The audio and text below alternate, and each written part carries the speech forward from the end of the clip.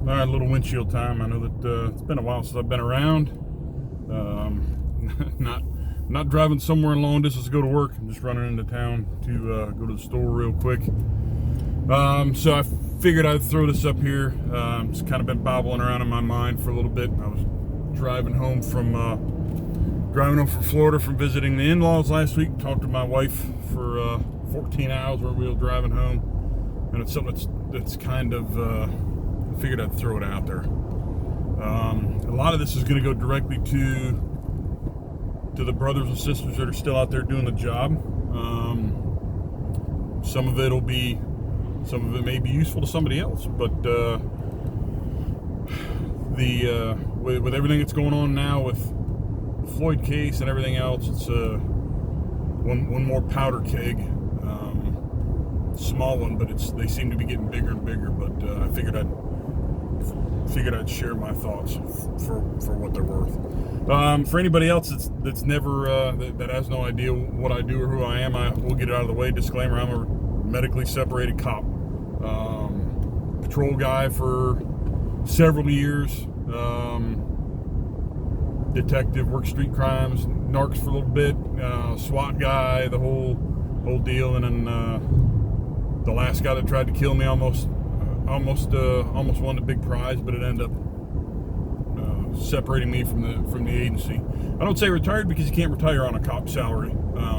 Specifically, when you're medically separated, you get a percentage of it, and percentage a 66% retirement on not a lot of money is nothing to feed a family with a couple of kids. So I still work.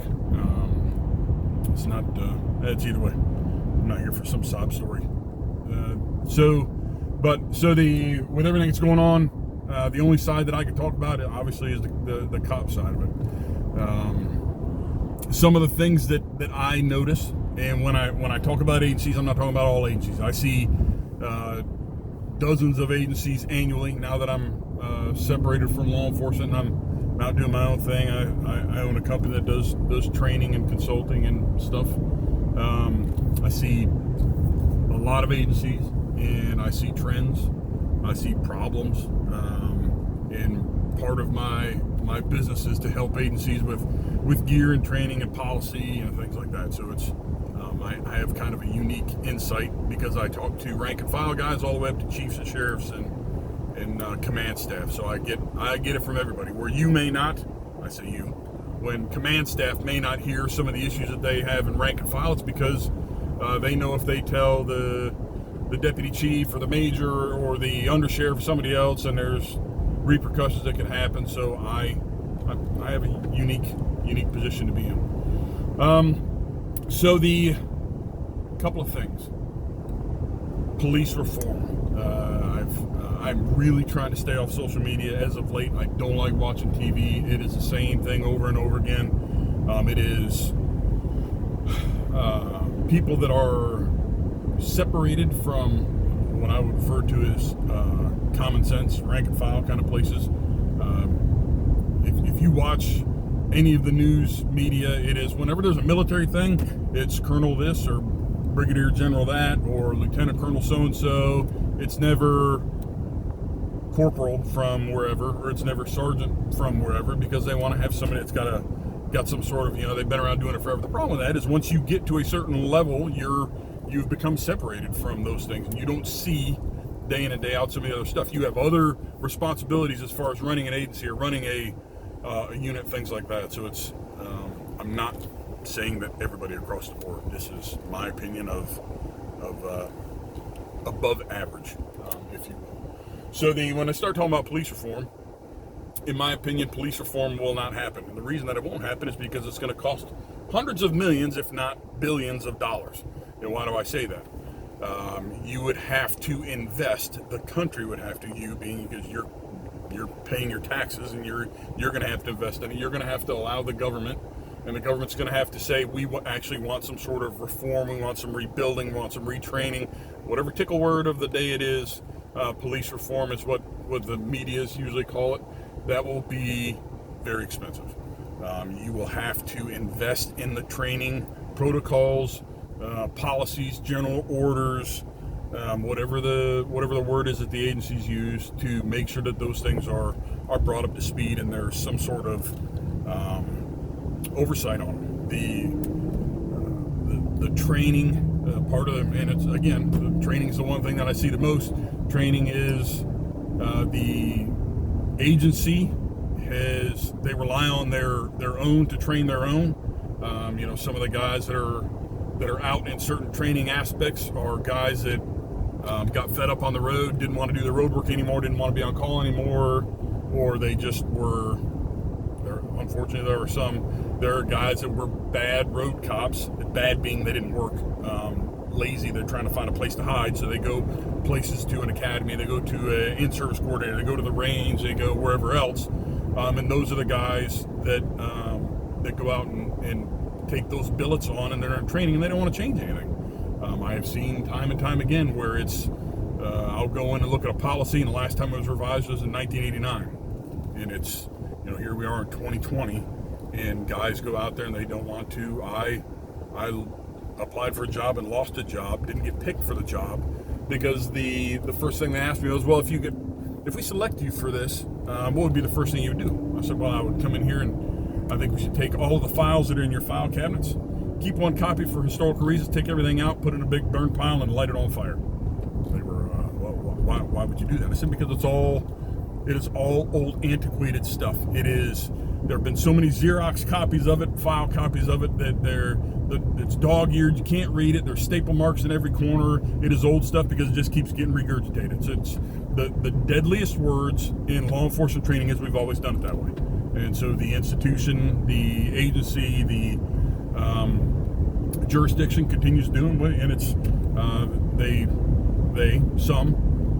we don't need to bring anybody in from the outside, or we're not going to send anybody out, or there is no money for training. The first thing that gets cut in an agency is training. Training budgets get slashed. So case in point. So 2020 looked pretty promising business-wise. Our business had grown. We looked to expand. We were going to pick up. We had more work. I was going to be on the road for probably 10 months out of the year. Coronavirus kicks off, and within 3 weeks, my entire 2020 calendar was wiped clean. The phone calls and emails started coming in once the COVID thing started kicking off, and they needed money for overtime, needed money for masks, needed money for Lysol, needed money for whatever else. So the first thing I did was I started pulling money. Hey, you were going to come out and teach us rifle program. We're going to have to pull that money. You were going to come out and teach us.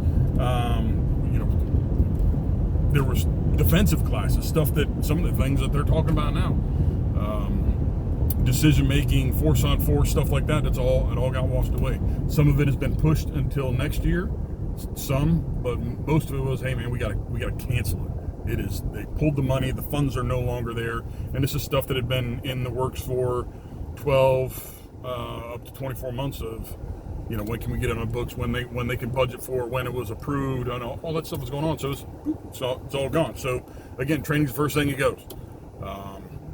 Now I fully expect that some of the stuff that was coming up early 2021. There's a lot of police cars, a lot of property, a lot of agencies that have had stuff destroyed through all of the protests and stuff that's going on now. So there's all of those cruisers and gear and computers and all of those. So money's got to come from somewhere. So that is more training that is going to get pushed down the road. The other thing that I deem the reason why it won't happen is because there are way too many city managers, mayors, board of county supervisors, governors, probably congressmen and senators that are anti-LE. They don't want to, if they vote yay for increasing law enforcement training budgets, they will look bad to whatever voting demographic that they're trying to appeal to. Or they're afraid that their constituents are not going to support them because now they come across like they look like they're pro-law enforcement. When it's, in fact, they're trying to increase the budget so we can increase training so things like the Floyd case don't happen. One is too many. Will we ever be able to do away with all of them? No, because there are bad people in every profession. Doctors kill people at the cyclic rate sometimes. They have, people die at the hands of other human beings, no matter, there's things that happen. It should not happen. Cops shouldn't do it. And I can tell you probably the swiftest trial that he could face, I shouldn't say swiftest, probably the second swiftest trial he could face would be 12 other cops on his jury trial. We probably wouldn't even have to get up out of the chairs to go and deliberate. So it would be fairly swift. The good cops hate bad cops. So with that whole part of the police reform, and the reasons why I think that I don't think it's going to gain any steam. This would have been a perfect opportunity for the government to be able to come in and say, all right, we need police reform, and maybe we could have gotten money for it to try and help that and make sure that this doesn't happen again, so we can reduce it, squash it. I would like to say do away with it altogether so it never happens again, but it's all been lost because now there are, outside of the peaceful protesters that are exercising their First Amendment rights and saying, hey, you need to pay attention to this. What can we do? We could have all sat down together, both sides, LE and the public, and said, hey, we need police reform. I could have stood shoulder to shoulder with those people and said, hey, police reform. Let's do what we can to ensure that this doesn't happen anymore.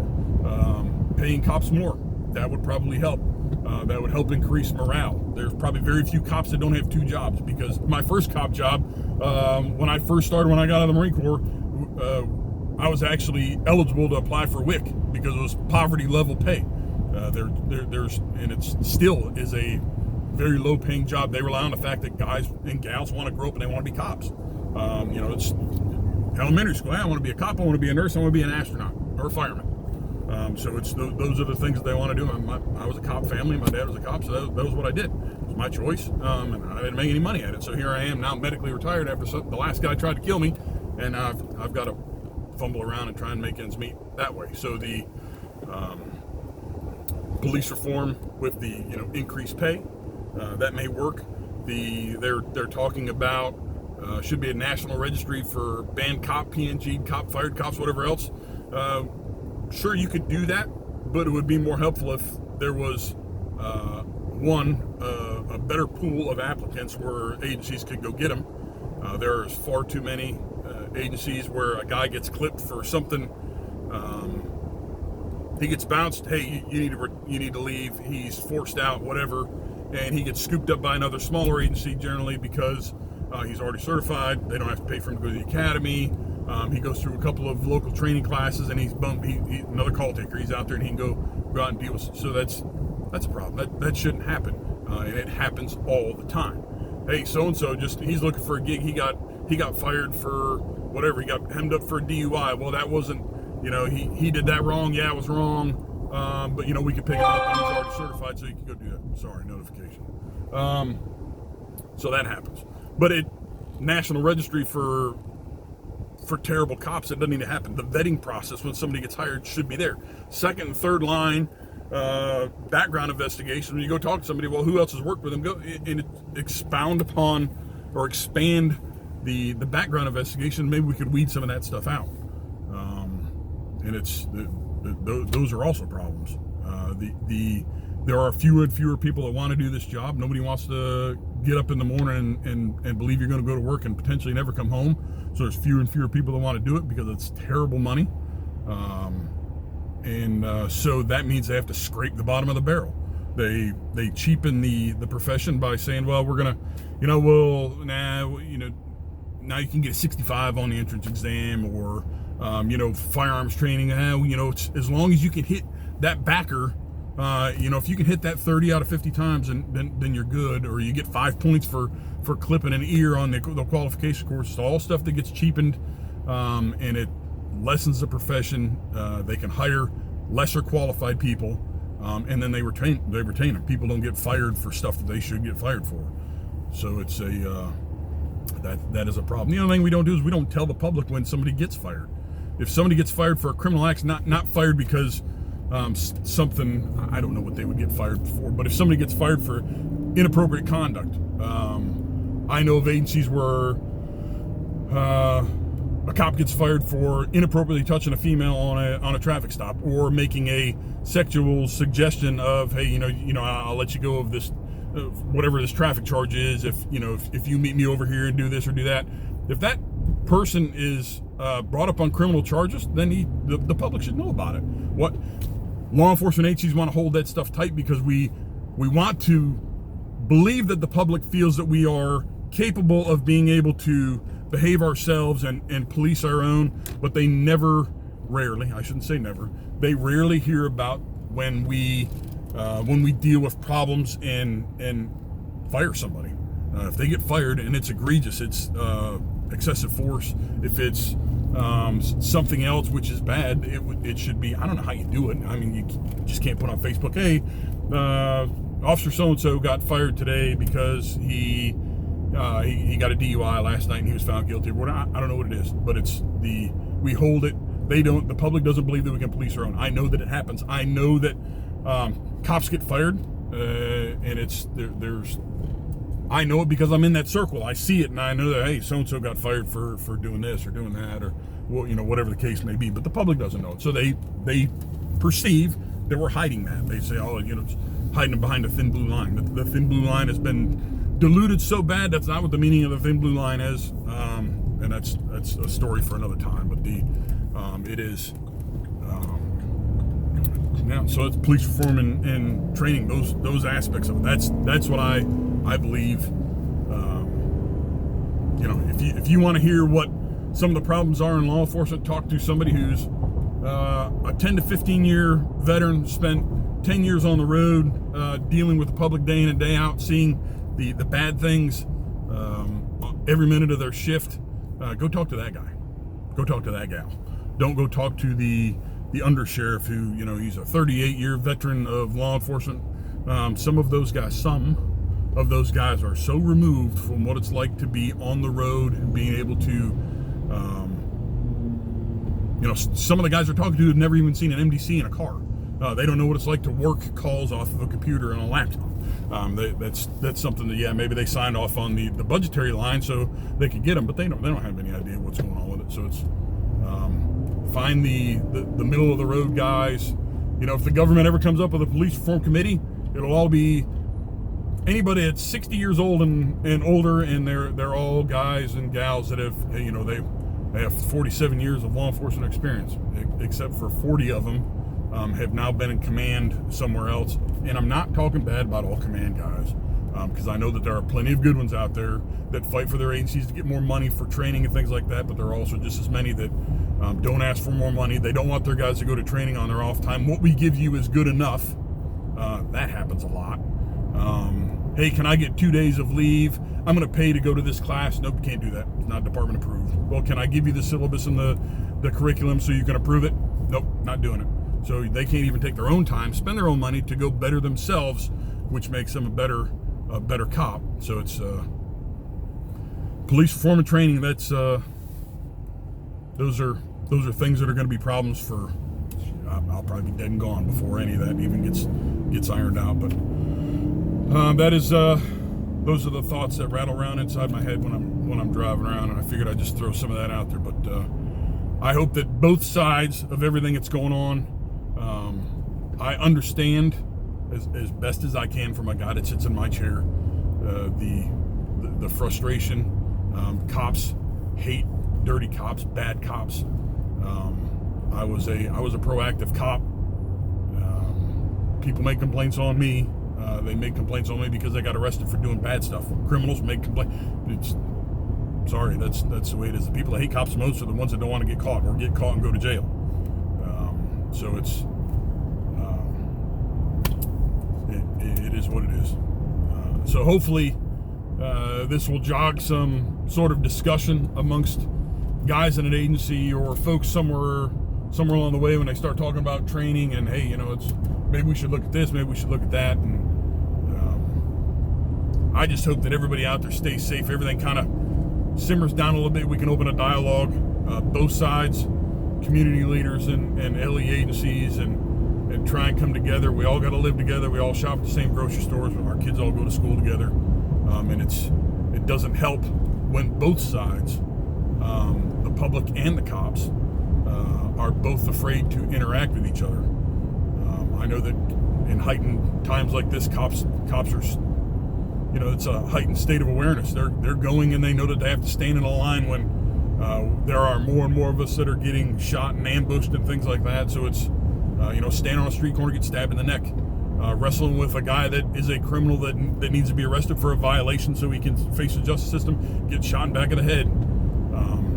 My wife is currently out on a riot line now